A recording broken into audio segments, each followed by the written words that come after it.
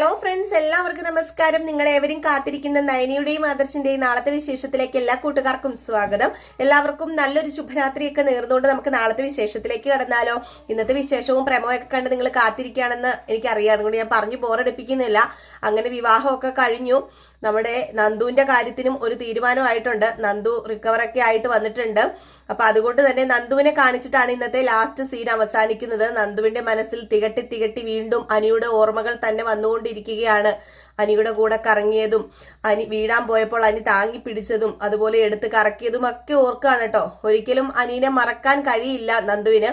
നന്ദു ആദ്യമായിട്ടും സ്നേഹിച്ച ഒരു പയ്യൻ തന്നെയാണ് ഈ പറയുന്ന അനി. അപ്പൊ ഏതായാലും ആ ഒരു സീനൊക്കെ കഴിഞ്ഞ് പിന്നെ കാണിക്കുന്ന സീന് നമ്മുടെ കല്യാണ മണ്ഡപമാണ്. അപ്പൊ കല്യാണ മണ്ഡപത്തിൽ നിന്ന് ഇറങ്ങണം, മുഹൂർത്ത സമയത്ത് തന്നെ വീട്ടിൽ ചെല്ലണം. അപ്പൊ അതുകൊണ്ട് തന്നെ കല്യാണ മണ്ഡപത്തിൽ നിന്ന് ഇറങ്ങാനുള്ള തിടുക്കത്തിലാണ് എല്ലാവരും. അങ്ങനെ കല്യാണ മണ്ഡപത്തിൽ നിന്ന് ഇറങ്ങുമ്പോൾ നമ്മുടെ അനാമികയെ ഭയങ്കര വിഷമത്തോടു കൂടിയൊക്കെയാണ് കേട്ടോ. ഒരു ചെറിയ കള്ളക്കരച്ചിലൊക്കെ കരഞ്ഞിട്ടാണ് ഇറങ്ങുന്നത്. വലിയ വിഷമമൊന്നുമില്ല, ഒരിക്കലും വിഷമമില്ല, വലിയ വിഷമമല്ല, ഒരു വിഷമവും ഇല്ല അനാമികയ്ക്ക്.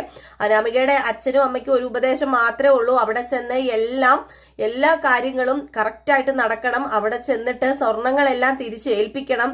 അതുപോലെ തന്നെ ഇവിടെ നിന്ന് കൊണ്ടുപോയ സ്വർണം മാത്രമല്ല, അവിടെ നിന്ന് കുറച്ച് സ്വർണം കൂടെ എടുക്കുകയും കൂടെ ചെയ്യണം. കടങ്ങളെല്ലാം വീട്ടണം. അപ്പം ഈ വാക്കൊക്കെ പാലിക്കാൻ വേണ്ടിയാണ് അച്ഛനും കൊടുത്ത ഈ വാക്കൊക്കെ, അച്ഛനും അമ്മയ്ക്കും കൊടുത്ത ഈ വാക്ക് പാലിക്കാൻ വേണ്ടിയാണല്ലോ നമ്മുടെ അനാമിക അങ്ങോട്ടേക്ക് പോകുന്നത്. അങ്ങനെ അനാമിക നേരെ അനന്തപുരിയിലേക്ക് ചെന്ന് ഇറങ്ങാണ് കേട്ടോ.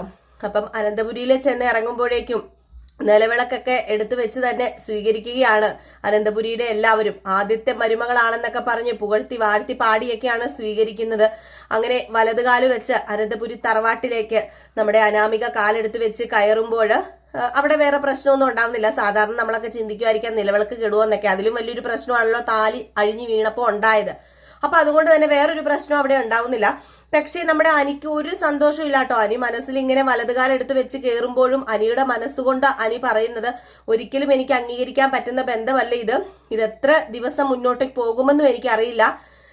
ഒരിക്കലും ഞാൻ ഭാര്യയായിട്ട് കാണില്ല അനാമികേനെ എന്ന് പറഞ്ഞുകൊണ്ടാണ്, മനസ്സിൽ പറഞ്ഞുകൊണ്ടാണ് അനി വലതുകാലെടുത്ത് വെച്ച് കയറുന്നത്.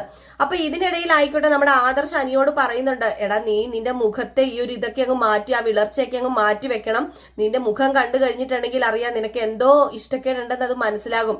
നിന്റെ ജീവിതം നീ ആയിട്ട് തന്നെ കളയരുത്.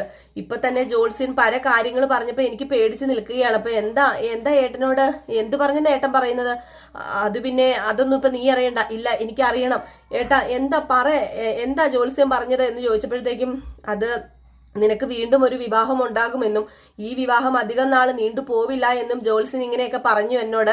അത് എന്നോട് മാത്രമല്ല പറഞ്ഞത്, അത് മുത്തശ്ശിയോടും പറഞ്ഞിട്ടുണ്ടായിരുന്നു. പക്ഷെ മുത്തശ്ശി അത് എല്ലാവരിൽ നിന്നും മറച്ചു വെച്ചു എന്ന് ചോദിച്ചാൽ ഒരു പരിധിയിൽ മറച്ചു വെച്ചു.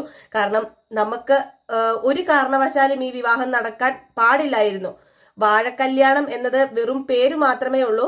ഒരിക്കലും ആ ജോത്സ്യൻ ഒരു പ്രതിവിധി പറഞ്ഞിട്ടില്ലായിരുന്നു. വാഴക്കല്യാണമൊക്കെ മുത്തശ്ശിയുടെ സ്വന്തം ഇഷ്ടപ്രകാരം അങ്ങനെ ഒരു പരിഹാരം ഉണ്ടെന്ന് വേറെ ഏതോ ഒരു ജോത്സ്യൻ പറഞ്ഞാണ് മുത്തശ്ശി അങ്ങനെ ചെയ്തതെന്നൊക്കെ പറഞ്ഞു കേട്ടോ. ഇതൊക്കെ കേട്ട് കഴിഞ്ഞപ്പോഴത്തേക്കും, അല്ലെങ്കിലും ജോത്സ്യം പറയേണ്ട കാര്യമില്ല ആദർശേട്ടാ, എനിക്കറിയാലോ ഈ വിവാഹം മുന്നോട്ടേക്ക് നീണ്ടു പോവില്ല. ഞാന് അനാമികയുടെ കഴുത്തിൽ താലി കെട്ടി എന്നുള്ളതൊക്കെ സത്യമാണ്, അതൊക്കെ യാഥാർത്ഥ്യമാണ്. പക്ഷെ ഒരു ഭാര്യയും ഭർത്താവുമായിട്ട് എനിക്ക് ജീവിക്കാൻ കഴിയില്ല അനാമികയുടെ കൂടെ. അതുമല്ല, അവൾക്ക് എന്തൊക്കെയോ കള്ളത്തരങ്ങളും എന്നിൽ നിന്ന് മറച്ചു വെക്കുന്നുണ്ടെന്ന് എനിക്കറിയാം. അവൾക്ക് വേറെ എന്തൊക്കെയോ ഉദ്ദേശം ഉണ്ടെന്നും എനിക്കറിയാം. ഒരിക്കലും ഏട്ടൻ താല്പര്യമില്ലാതെ കഴിച്ചൊരു വിവാഹം പോലെ ആണ് ഇതെന്ന് ഏട്ടൻ വിചാരിക്കരുത്.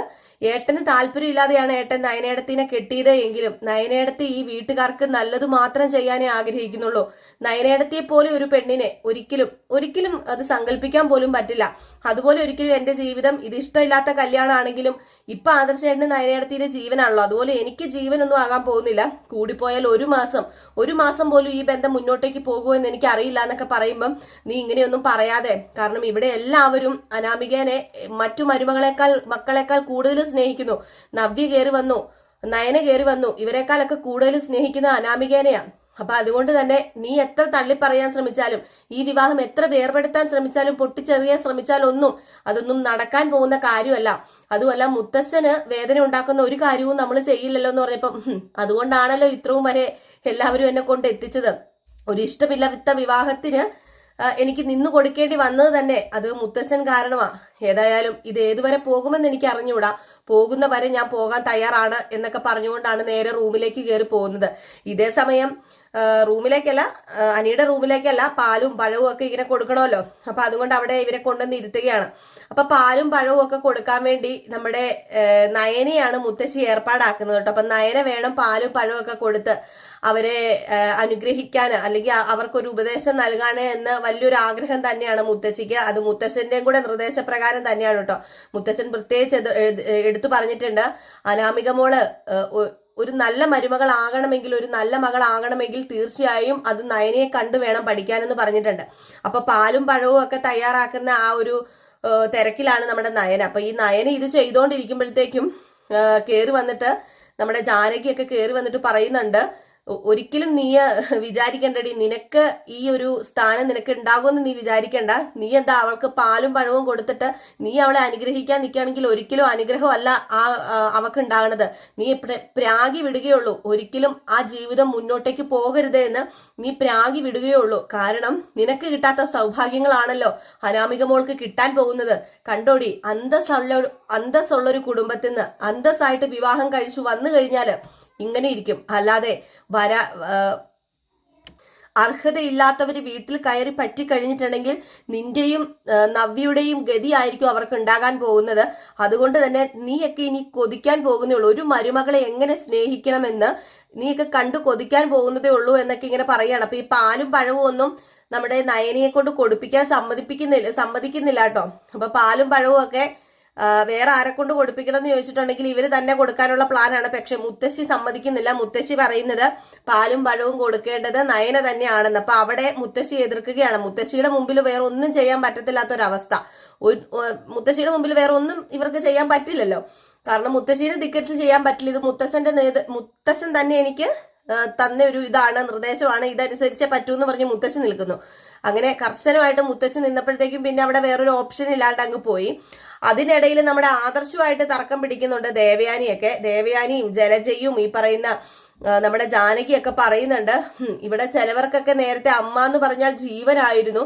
പക്ഷെ വിവാഹം കഴിഞ്ഞതിൽ പിന്നെ അമ്മയ്ക്കൊരു പ്രാധാന്യവുമില്ല. ചിലവർക്കൊക്കെ ഇവിടെ പ്രാധാന്യം ഭാര്യയ്ക്കാണ്. അങ്ങനെ ഒരിക്കലും ഉണ്ടാകാൻ പാടില്ല അനി എന്ന് അനിക്കൊരു ഉപദേശം കൊടുക്കുകയാണ് ദേവയാനി. എടുത്ത അതിങ്ങ് പറഞ്ഞു തീർന്നില്ല. അതിനു മുമ്പ് തന്നെ നമ്മുടെ ആദർശം തക്ക മറുപടി കൊടുക്കുന്നുണ്ട്.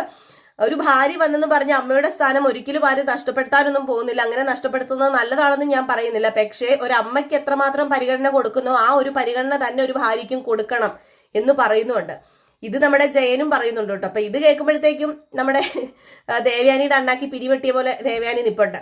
അപ്പൊ ഇതൊക്കെ കഴിഞ്ഞ് വിവാഹം കഴിഞ്ഞപ്പോഴാണ് എനിക്ക് ആശ്വാസമായത്. ഈ വിവാഹം കഴിഞ്ഞ് അനാമിക മോൾ ഇവിടെ കാലെടുത്ത് വെച്ചപ്പോഴാണ് എനിക്ക് ജീവൻ വീണതെന്നൊക്കെ ഇങ്ങനെ പറയുകയാണ് കേട്ടോ ജാനകി. അപ്പൊ ജാനകിയുടെ ഈ വെപ്രാളവും പരവേശവും എല്ലാം കണ്ടു കഴിഞ്ഞപ്പോഴത്തേക്കും നമ്മുടെ ദേവയാനി ചോദിക്കുക, അല്ല എന്തെങ്കിലും പ്രശ്നം ഞങ്ങളിൽ നിന്ന് എന്തെങ്കിലും പ്രശ്നം മറച്ചു വെക്കുന്നുണ്ടോ ജാനകി, നീ എന്തെങ്കിലും ഒളിച്ചു പിടിക്കുന്നുണ്ടോ എന്ന് ജലജയും ചോദിക്കുന്നുണ്ട്. എന്തെങ്കിലും ഒളിച്ചു പിടിക്കുന്നുണ്ടോ, എന്തോ വലിയ പ്രശ്നത്തിൽ നിന്ന് പെട്ടെന്ന് ഒഴിവായി എന്നൊക്കെ നീ പറയുന്നുണ്ടെന്ന്, എന്തെങ്കിലും പ്രശ്നം ഇതിന്റെ ഇടയിലേക്ക് നടക്കുന്നുണ്ടോ എന്ന് ചോദിക്കുമ്പോഴത്തേക്കും ജാനകി പറയുന്നുണ്ട് ഒരു പ്രശ്നവും നടക്കുന്നില്ലെന്ന് പറയാം. അപ്പൊ നിർബന്ധിച്ച് ദേവയാനി ചോദിക്കുന്നുണ്ട്, എന്തെങ്കിലും പ്രശ്നങ്ങൾ ഉണ്ടെങ്കിൽ അത് ജാനകി നീ തുറന്നു പറയണം. നീ എന്തൊക്കെയോ ഞങ്ങളിൽ നിന്ന് മറച്ചു വെക്കുന്നു. നീ മാത്രമല്ല ആദർശും നയനയും ഒക്കെ എന്തൊക്കെയോ മറച്ചു വെക്കുന്നുണ്ട് എന്ന് പറയുമ്പോഴത്തേക്ക് ഇങ്ങനെ ഞെട്ടി നിൽക്കുകയാണ് കേട്ടോ നമ്മുടെ ജാനകി.